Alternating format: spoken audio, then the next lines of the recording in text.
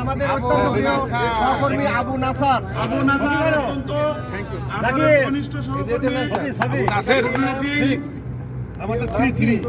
আল হাসান তাকে পুরস্কার নেওয়ার জন্য মঞ্চে আহ্বান করছি এবং এডি মহোদয়ের কাছ থেকে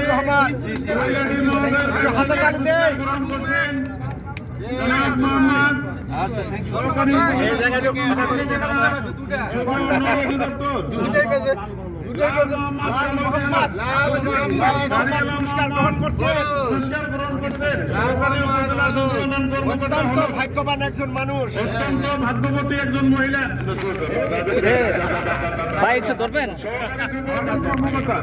এখন আরেকজন আসছেন